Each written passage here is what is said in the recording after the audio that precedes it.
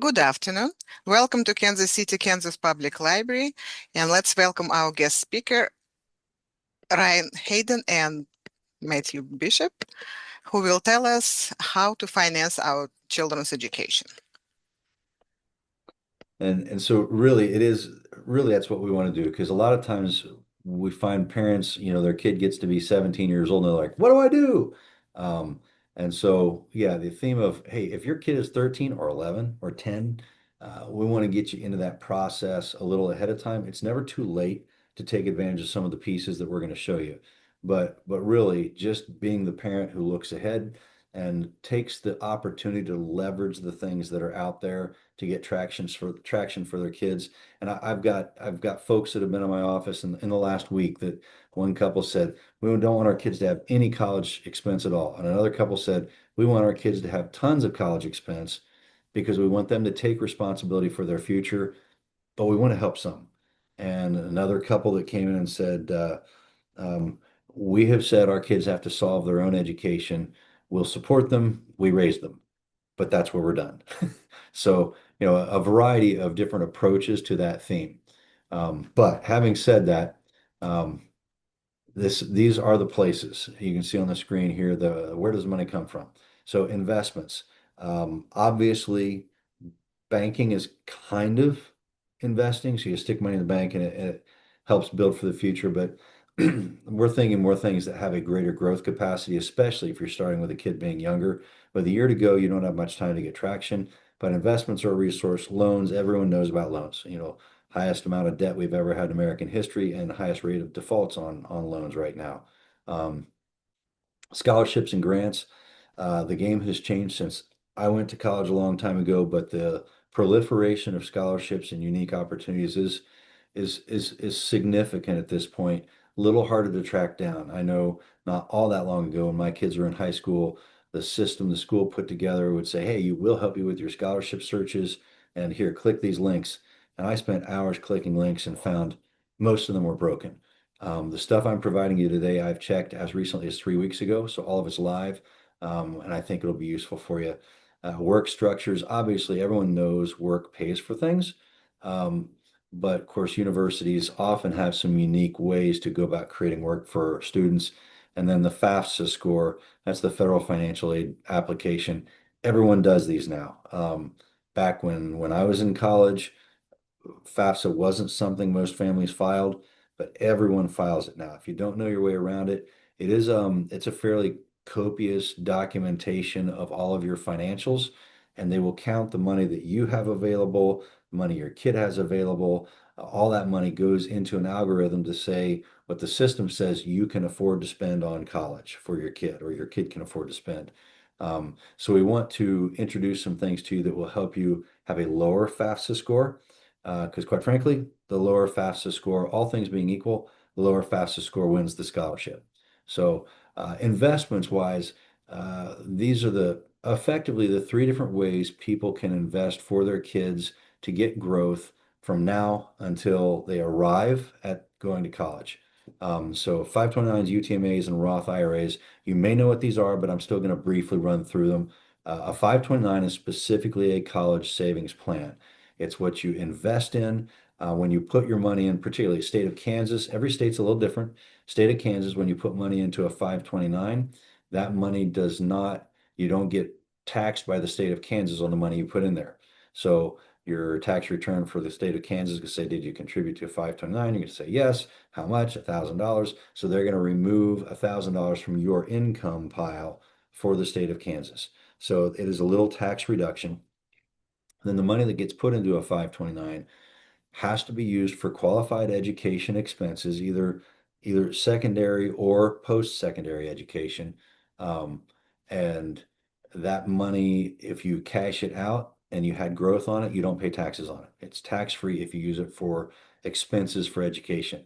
And it qualifies anywhere that you file a FAFSA score, which can be Clown College, University. Clown College, by the way, is a real thing. But uh, you know, Tech college. I mean, basically any post-secondary education, and then private schools as well, and high school, middle school. Those are all things where you can use a 529. The cool part about a 529 is you say, well, what about, our topic, I got a 13-year-old. How do I send him to college? So your 13-year-old cures cancer next year and doesn't need to go to college. What do you do with your 529 money? Well, it's a pretty flexible tool. So a 529 can be retitled from kid number one to kid number two to kid three to kid 17. It actually can be changed. You can change the beneficiary on a 529 to go up two generations, down two generations, including step and out to cousin. And you can make those moves and retitle things without paying a tax or a penalty. If you use the assets for something that's not education related, then there is you're going to be subject to tax and penalty, and you have to attest the use each time you draw out. But very flexible tool. And the most recent thing that happened just about a year and a half ago is they made it so that 529s now, after they've been funded for 15 years, can be converted into a Roth. You can do a conversion so that they become a Roth IRA.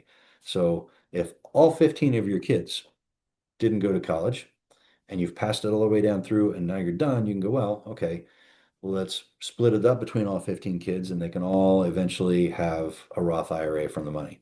So it is a very flexible tool in that sense. The UTMA it's a Uniform Transfer to Minors Act account. It is a way to move assets from your tax bracket to your child's tax bracket. So your child doesn't typically, your 13-year-old doesn't make a ton of money. In most cases, they're in the 0% capital gains bracket. So that investment makes money. They don't pay taxes on it. If you made money on it in your account, you're going to pay taxes on that gain. But the kids don't typically do that. Now, it's a shifting of the tax burden so that it makes it possible to give a little benefit. Now, here's the downside. A UTMA must be used for the child that is written as the beneficiary. So if kid number one is the beneficiary on the UTMA, they have to be the one who benefits from the investment.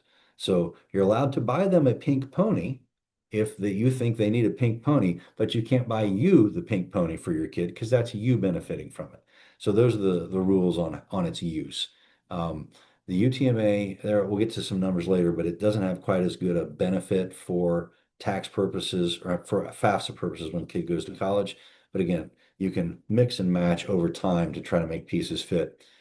The Roth IRA, once your kid starts working and has a W-2 income, your kid can invest in a Roth IRA. Now, I know that's a retirement vehicle, but the benefit to it is you're taking money, you're not saving tax money on it now, but you're putting into the retirement structure. If you put $500 into a Roth IRA for your kid because they worked for the summer and they made 500 bucks, you're like, hey, we're parking that for the future. You can do that.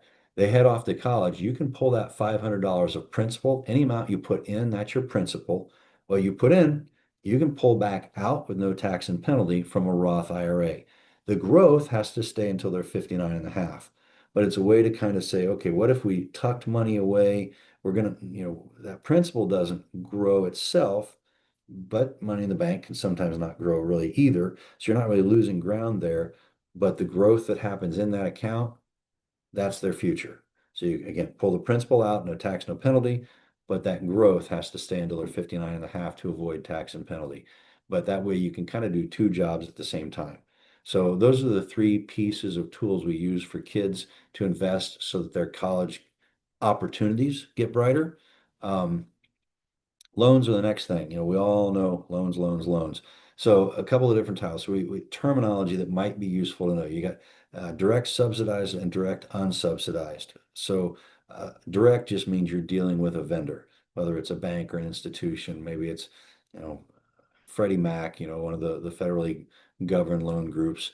But the word subsidized and unsubsidized just means this. A subsidized loan is one that isn't going to charge interest while your kid is still taking qualified education. It starts charging interest. It's usually 6 months after they're done with their education and they're not taking classes anymore. An unsubsidized loan starts accruing interest right away. Just two types of loans, just know the difference. Yes, you'd prefer to have a subsidized loan because you'd rather your kid not be accruing interest while they're in college. But if the if the subsidized loan is 6.5% and the unsubsidized loan is 5, so just know you gotta look at your numbers and your math to see which way you go with loans. Um, and lots of boy, it's so much better to not take loans. You know, the number of folks we know that are 20 and 30 years out of college and still have loans, it's a tough deal. But loans that are available. So Stafford and Perkins are the two main ones. Stafford are the most common loans. Some are subsidized, some are unsubsidized. They're just common. That's a college loan. A Perkins loan is typically one that's going to be for the people with the greatest financial need. Um, so they are all subsidized, and that means they're for the lower income bracket or the more moderate income bracket. That's your Perkins loan, and they're not going to start charging interest until your kid is out of school and then has the chance to possibly have income to be able to deal with that interest. Then you have the plus loans. So the plus loans are kind of like Monty Hall. You get a loan, and you get a loan, and you get a loan, and hey, everybody can get a loan. There are no real limits to it. The rates are higher, and they often have a fee. So you're going to be paying 7.1% on the loan, and they're going to charge you a $250 processing fee. But you can get it, and it's a loan, and it's college related. Um, so those are where we see a lot of people borrowing money so that they can have enough pizza money for the next 4 years. You know, not a great reason to borrow money, but they're there and they're a tool. Just know about them and know their potential hazards with the costs involved. So Parent Plus and Grad Plus just means that a Parent Plus loan means parents can take out a loan for their kid's college. So you can go into debt for your kid. Um, You can. We'll just say that. Grad plus just means they've gone to grad school. So they're no longer part of the normal subsidized, unsubsidized. It's kind of a different category. And now you're in graduate school and you're taking out loans for graduate. You see a ton of that for law students and medical students, architecture students, people who are going to take and extend and extend. So again, Parent Plus and Grad Plus. Now, scholarships. These, and Alina was just telling me beforehand, yes, I can create a QR code if I have Copilot. Didn't know that before half an hour ago. But these loans, you know, Alina gets this recorded. You're going to be able to come back and look at where to get these scholarships and follow these links. Like I said, these are all active. That first one, the Career One Stop link, that is the largest that I have found effective search. I mean, if you go in and you click that link, say you have a tall kid, you can literally type the word tall in the search engine, and you're going to find at least two scholarships for tall kids. How do I know? Because I've got a tall kid. I got a kid who's 6'4", and I found it. And Matt's now joining us. I did already cover the 529 UTMA stuff. Okay. But you just stick your head and say hi. Hello. So feel free to interrupt with anything you'd like. Yeah. But the Career One Stop, I mean, if you say, what about French Renaissance? I bet you can find a scholarship for French Renaissance. I mean, literally about any social topic, any education topic, it's a pretty thorough search engine. I want to say, yeah, 12,000 scholarships and grants, a little different size and shape from some of the stuff you typically look for. A great resource. That longer list there, my early youth scholarship applications, those are real. You got an 11, 12, 13-year-old, they can start applying for scholarships. And some of them are things like your favorite ice cream. There's a scholarship. If you click through, I don't remember which one it is. I think it might be the first one. But your kid gets to write what their favorite ice cream is and explain why and submit that, and it's going to be judged. And somebody's going to get $1,000 scholarship because their kid knows how to write about ice cream. Everything I saw one that was a zombie apocalypse scholarship, and your kid has to write a 3-page document on how they would survive if there was a zombie apocalypse and what their action steps would be. So it's a wide-ranging pile of normal and weird and everything else, but they're engaging for young kids. And if young kids can spend 25 minutes writing on a piece of paper how they can go about getting scholarship money and one of them wins, how great is that? But the other thing is they're practicing skills they're going to use. Um, and eventually they're going to be competing for other scholarships, writing other documents. And if your kid can write lighthearted things, maybe it helps them with the more serious. So that spread of stuff, a quality group of potential scholarships that can be applied for in lots of different ways, different parameters, and they'll show the parameters. You go through those searches, you can find out, how old does the kid have to be, when's it due, I mean, all the things that you would like to know to make sure your kid gets to have that shot. Obviously, we all know work pays for things. A lot of colleges have work study, or even if they don't call it work study, they have opportunities. I had a kid who did lab research at the university, got paid to do lab research. That turned into another job and into another job. So, if your kid is willing to work a little bit along with their social life and their study life, you know, have I've known people literally mail delivery, the parking lot attendant, all that stuff. People got to do those jobs, and they're not always a heavy time bound reality. They can be stuff people do on the side, an hour here, 2 hours there, and it really helps keep the cost of college from hitting the future. It gets to stay in the present.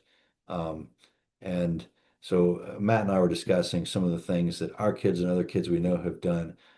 Temp work, that's a great resource. Matt's got a son who works with a healthcare agency. I used to run a healthcare agency. And you don't always, now Matt's kid's been more active. He's more academic. He went and got his CNA license. But I can tell you, having been in the private business, there were times where we needed a guy to go somewhere and do something. For whatever reason, there was a situation where we couldn't send a girl, so we had to send a guy, and they didn't have to be a CNA. And I tapped a bunch of college guys, tapped a guy and said, "Hey, can you get me 3 college guys? I need them to rotate, and they're going to sleep at night at this house, keep this guy safe, and they get paid to sleep." These are things that really do happen. And obviously, internships are another source that can sometimes pay some money. But again, getting creative with how your kid funds their education, there are opportunities. These are some of the ones that we would recommend you just be aware of. Um, so we talked about FAFSA numbers. So that I know there's a lot of numbers on this screen, but 2 years ahead, before your kid files for FAFSA, you want to have taken some of these actions at least 2 years ahead, because you're moving money into places. FAFSA will go back 2 years to look at balances. So that, I know it's a strange number, but 5.64% of a 529 asset or a parental asset, no matter who owns it, parent or student, $1,000 that's gonna reduce what's available for college by, $56.40. It seems odd to say $1,000 in a 529 is not $1,000 available for college. It's just part of the FAFSA structure. Just know that that's beneficial. Whereas the UTMA, 20% of money in the UTMA is considered available for college. So just know your leverage points. We talked about those differences earlier. And the next one there, the grandparent. If you have a parent and they own the 529 for your child, that doesn't go on a FAFSA score. So not even the 5.64% counts. So if your parents are good grown-up adults and good with their money, and we're laughing because we know some that aren't. But that is a good way to be of a significant benefit to your student. And I would argue you let grandpa and grandma then give assignments like the scholarships things. Hey, you need to apply for this scholarship. That's your homework assignment. I'm giving you money for your college. Here's what you got to do. You got to go apply for one scholarship every year. Anyway, grandpa and grandma can sometimes have power to do that. And it also engages them in that savings process. Realities. We live in a divorce-happy world. 529s owned by the parent who is not the primary provider also doesn't reduce FAFSA score, or it doesn't. Yeah, it doesn't. How's this go? It will not reduce the benefit. It reduces the score, which means it's a better benefit. It does make sense. And let's see, yeah, and by the way, you can set up a 529 for anyone you want. You got a rich neighbor and they like your kids, you can say, "Hey, want to put money in a 529 under your name for my kids?" It's silly, but it does happen on occasion. And so when I say FAFSA score, it's that SAI, that Student Aid Index. I don't know how you get to a minus 1,500. I've never seen a good explanation of that, but you can see that the score range there is fairly significant, and that's how they're going to grade. Like I said, all things being equal, the kid with the lower fastest score will get the scholarship or the grant. More numbers. 529s apply anywhere where there's a FAFSA requirement. And let's see. Yeah, scholarshiping is interesting. So say your kid doesn't need their 529 because they got a full ride. You can then remove the money from the 529. You will owe taxes on it with the state of Kansas. You don't owe penalty because they didn't need it. So there's a way around that. The American Opportunity Tax Credit, again, this in many cases kind of trumps the concept of the 529 because the first money out of your pocket becomes a tax credit. So that's one worth going back and rereading, make sure that you look that through, and it can be used every year. So your sequence would be if you've saved up enough money, or your kid has, or the combination of everyone involved, you spend that cash first to that tune of $4,000, because then you get a $2,500 reduction for a tax credit. That's great. Then you spend your 529 money, because 529 money does not count towards that AOTC. So again, just if you plan ahead and have your money piled up, spending it in the right order can really make a significant tax break for you. The other one is that bottom one, the Kansas Learning Quest Scholarship Match. Now there is an income level. You have to be under a certain income level to get the match, but it's a pretty generous one. Your first $600 you put into that system will get matched by the state of Kansas. Free money. So really want to look into. You can have your own 529, great, but again, putting things in order, you do this first, get your free 600, and then if you're somebody who likes the 529, you can go then pick out a 529 vendor that you like that has maybe a healthier rate of return, more flexibility, whatever. But free $600, that's worth knowing. Well, thank you. That's it. And Matt didn't interrupt anything. So questions that you all have, anything that you'd like me to, or we can have Matt take over and do all the answering of questions. That would be great. That would be great. Feel free. What kind of questions do you have? Would you go back one slide?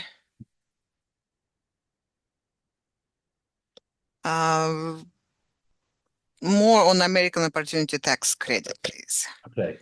So that you see where the phase out, that means anyone who makes 90,000 or more as an individual, single parent, whatever, they don't get to do this.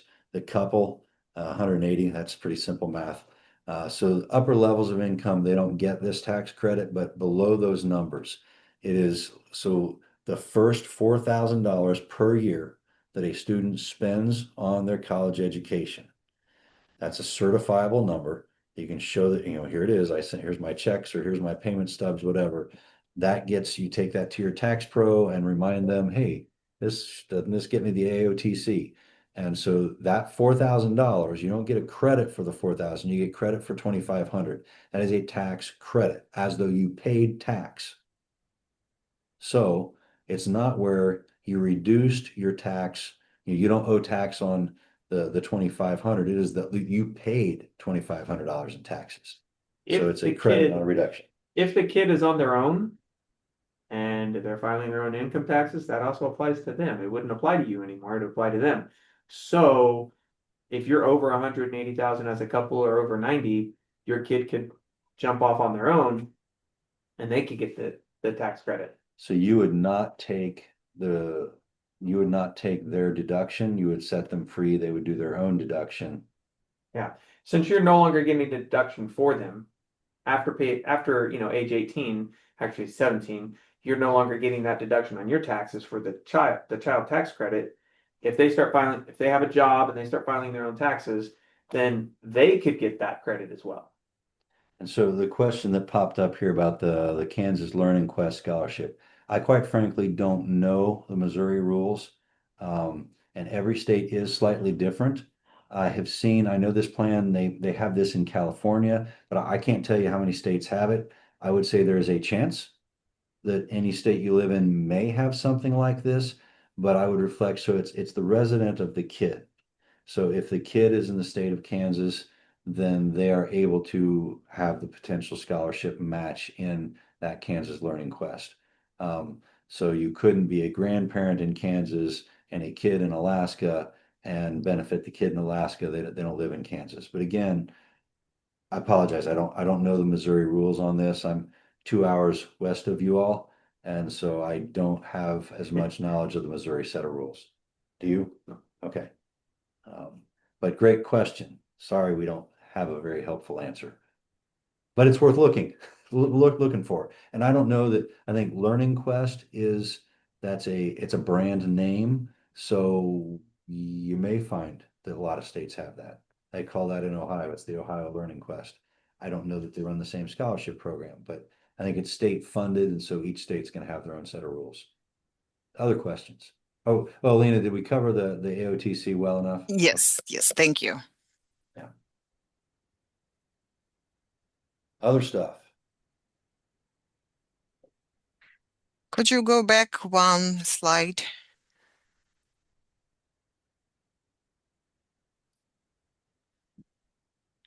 Other non-parent owned investments will not reduce FAFSA benefit. So if your uncle, aunt, cousin will open 529 account for your child, there will be really no FAFSA benefit there. So it will not reduce. So the terminology flips upside down. So the more money that is tracked, that money counts against your FAFSA score. The higher the FAFSA score, the less your benefit. So if your neighbor or your cousin has a 529 for your kid, that doesn't show up on the score. So it doesn't push the score up. So like that 5.64%. So I said that $1,000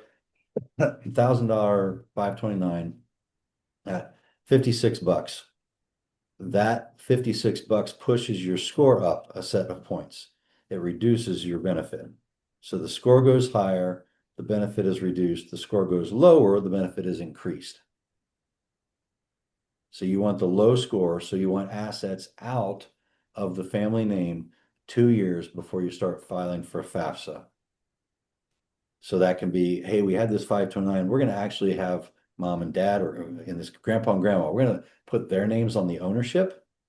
So it quits being available on the FAFSA score. So that improves the benefit by decreasing the score.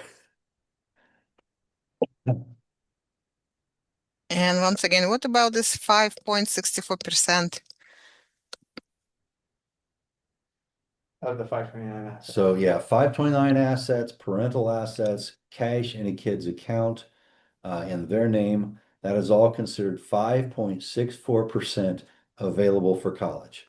It used to be much higher, but it's become much more of an even playing field. But yeah, that money is available for college, and so that pushes up the score, which means they have less. So the more money you have named inside the family unit, the more money is available for college, which decreases your benefit by increasing your FAFSA score. The higher the score means the more money you have available. And so again, you want to push that money out or hold it out to begin with, where it's not in close to the family. Now, 5.64% is not a ton, but if we're playing the game to win, we want to use all the tools we can. And what does FAFSA score affect? The higher the FAFSA score, the less you are going to gain and benefit from scholarship source, grant source, government, government subsidy of your education. Yeah, that higher FAFSA score means they figure you don't need the help, and so they're not providing the help. The lower the FAFSA score, the more aid is available. And aid does include grants and scholarships and awards, but it also includes credit, which is not necessarily the best, choice all the time, but sometimes it's necessary. How long did it take you to fill out FAFSA scores every year? It takes a while.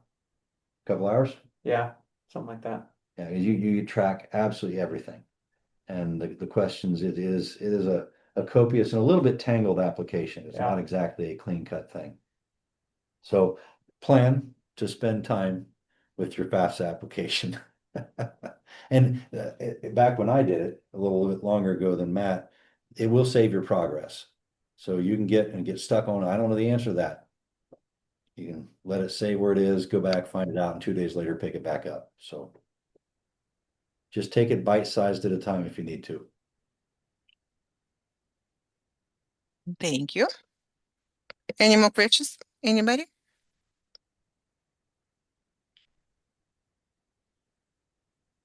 Well, glad everyone had a chance to come in. Looks like we've had 3 to 4 to 3 to 4. So, and Alina can certainly field questions and send communications. If there are further information you all need and clarification, reach out. We're glad to lend a hand. Thank you very much for this wonderful presentation. Oh, thank you from Lori. And thank you everybody who attended this presentation. We will record this video and post it on library's YouTube channel so you can watch it again. And again, Have a thank great you very day, much. everybody. Thank you. Have a great day. Bye-bye.